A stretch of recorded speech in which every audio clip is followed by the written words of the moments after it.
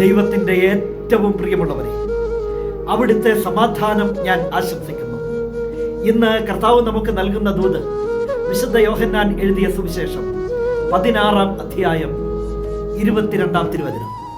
അതിനാൽ ഇപ്പോൾ നിങ്ങളും ദുഃഖിതരാണ്, എന്നാൽ ഞാൻ വീണ്ടും നിങ്ങളെ കാണും. അപ്പോൾ നിങ്ങളുടെ ഹൃദയം സന്തോഷിക്കും.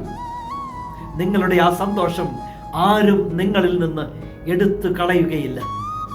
അതാണ് നമ്മുടെ ദൈവം, നമ്മുടെ കണ്ണുനീര് കാണുന്ന ദൈവം, നമ്മുടെ ദുഃഖങ്ങളെ അറിയുന്ന ദൈവം. എൻ്റെ കണ്ണുനീരിലേക്ക്, എൻ്റെ ദുഃഖങ്ങളിലേക്ക്, എൻ്റെ ജീവിതത്തിലേക്ക് അവിടുന്ന് കടന്നു വരും. അന്ന് നായിനിലെ വിധവയുടെ മകന്റെ ശവസംസ്കാര വിലാപയാത്രയിലേക്ക് അവൻ നടന്നു വന്നതുപോലെ ആ ശവമഞ്ചത്തിൽ പിടിച്ച് ആ മകനെ ജീവിക്കുന്നവനായി ആ അമ്മയ്ക്ക് തിരികെ കൊടുത്തു. ലാസറിന്റെ മരണ വിവരമറിഞ്ഞ് ആ ഭവനത്തിലേക്ക് എത്തുന്ന ഒരു ദൈവമുണ്ട്. ആ സഹോദരിമാരോടൊപ്പം കരയുന്ന ദൈവം, ലാസറിന് പുതുജീവൻ നൽകുന്ന ദൈവം. ആ ദൈവം കണ്ണുനീര് കാണുന്നവനാ. ആ ദൈവം ഹൃദയത്തിന്റെ ദുഃഖങ്ങൾ അറിയുന്നവനാ.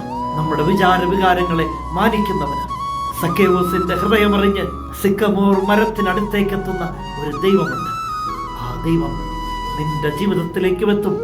അപ്പോൾ നിന്റെ കണ്ണുനീര് മാറും, നിന്റെ ഹൃദയം സന്തോഷത്താൽ നിറയും.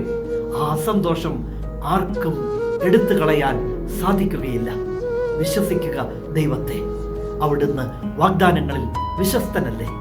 കരുണാമയനായ ദൈവം നമ്മെ എല്ലാവരെയും സമൃദ്ധിയായി അനുഗ്രഹിക്കും.